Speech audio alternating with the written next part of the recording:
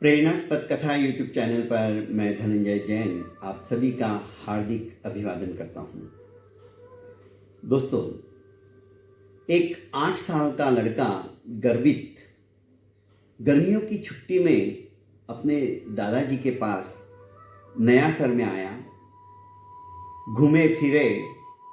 एक दिन उस लड़के ने दादाजी से पूछ ही लिया कि दादाजी, बड़ा होकर है ना, मैं बहुत बड़ा सफल व्यक्तिमत्व लोगों की श्रेणी में आने वाला हूँ। मैं भी बहुत बड़ा सफल व्यक्तित्व रखने वाला गिना जाऊंगा। जब उनकी गणना होगी ना, तो मेरा भी नाम आएगा। गर्वित के लिए आपको गर्व होगा कि मेरा पोता सचमुच में बहुत सफल हुआ है। तो क्या आप सफलता के कुछ टिप्स मुझे दे सकते हो? दादाजी ने कुछ कहा नहीं और उसे कहा कि गर्वित, चल अपन थोड़ा घूम के आते हैं। और उसे वे ले जाकर एक पौधशाला में पहुंचे। पौधशाला, नर्सरी आज की भाषा में। नर्सरी से उन्होंने 2 पौधे लिए। दादाजी ने उसी लड़के के हाथ से अपने बंगले के बाहर एक पौधे को लगाया और दूसरे पौधे को बंगले के भीतर, जहां पर उनका छोटा सा गार्डन था, वहां पे लगवा दिया। गर्मियों की छुट्टी खत्म होते ही लड़का अपने पेरेंट्स के साथ वापस अपने शहर आ गया। करीब 7 साल के पश्चात जब गर्वित 15 साल का हो गया, वापस अपने दादाजी के वहां आया और कहने लगा कि दादाजी, आज से 7 साल पहले मैंने आपको कहा था ना कि मुझे बहुत सफल व्यक्तित्व के लोगों की श्रेणी में आना है। मैं ऐसा कुछ काम करूंगा, जीवन के अंदर कुछ मेरे क्रियाकलाप ऐसे होंगे जो लोग मुझे एक गर्व की दृष्टि से देखने लगेंगे। और उसके लिए मैंने आपसे टिप्स मांगे थे, पर आपने मुझे टिप्स नहीं बताए।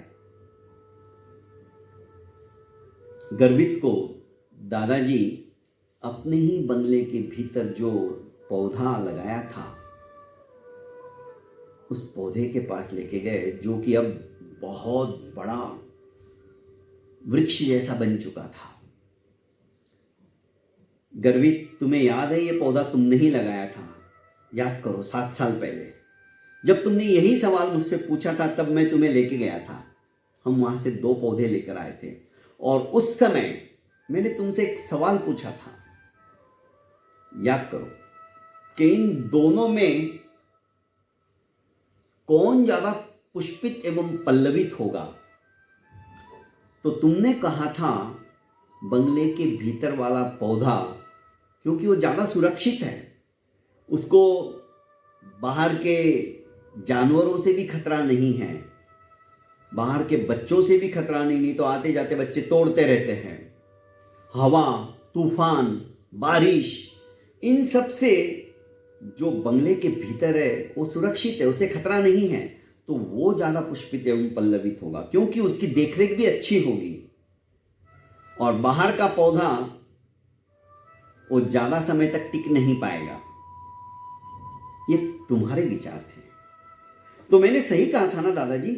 आज देखो कितना सुंदर बन गया है ये वृक्ष, और इसके चारों तरफ तो आपने बैठने के लिए भी वरांडा टाइप बना दिया है। मजा आ गया, इसकी शीतल छाया के अंदर अच्छा अनुभव हो रहा है। तनिक रुको गर्वित, हम बाहर जाकर बाहर वाले पौधे को भी देख लेते हैं। जैसे ही दादाजी उसे बाहर वाले पौधे के पास लेके गए, तो विशाल वट वृक्ष जैसा छाया हुआ था। उसकी जड़ें दूर दूर तक फैल गई थी। आश्चर्यचकित होते हुए गर्वित ने कहा कि दादाजी, ये क्या चक्कर है? ये वही पौधा है ना? कि हाँ, ये वही पौधा है, पर इस बाहर के पौधे को आजादी थी अपनी जड़ें चाहे जहां तक फैलाने की। भीतर के पौधे को वो आजादी नहीं थी। इसकी सुरक्षा नहीं होने के कारण से इसने सुरक्षा का जिम्मा खुद ने अपने आप उठाया था। फलस्वरूप आंधी, तूफान, बारिश, इन सभी से ये जूझने लगा था। फलस्वरूप ये सक्षम हो गया समस्त कष्टों को सहन करने के लिए, तभी आज ये उससे भी ज़्यादा ऊंचाइयों को छू रहा है, उससे भी ज़्यादा इसने अपनी जड़ों को फैला दिया है। आज इसे कोई हिला नहीं सकता। आज इसकी टक्कर में भीतर वाला बिल्कुल भी नहीं रह सकता है। तुम समझ गए होंगे, सफलता का जो टिप्स मैं देना चाहता था वो यही है। आपको यदि सफल व्यक्तित्व के श्रेणी के लोगों के बीच में खड़ा होना है, उनकी गणना के अंदर आपकी भी गिनती होना चाहते हो, तो बेटा अपने आप को सक्षम बनाओ, अपने आप को समस्त विपत्तियों को झेल सको, इस तरह के काबिलियत वाला बनाओ। तुम्हारी जड़ें अंतस्थ तक पहुंचती चली जाएगी और तुम्हारी ऊंचाई आसमान को छूने लगेगी। गर्वित समझ गया था कि दादाजी क्या कहना चाहते हैं और उसने एक दृढ़ संकल्प लिया कि मुझे भी परिवार के बीच रहकर भी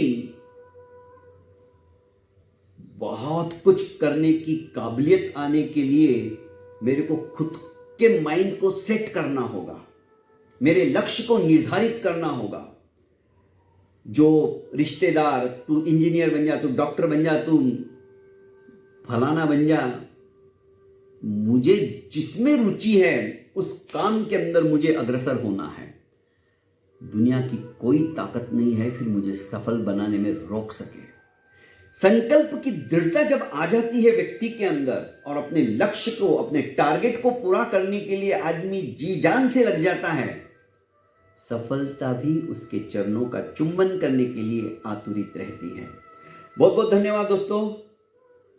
सुरक्षित जीवन जीने के बजाय आप आजादी का जीवन इस हिसाब से जियो कि आप उन समस्त विपत्तियों का सामना अकेले कर सको।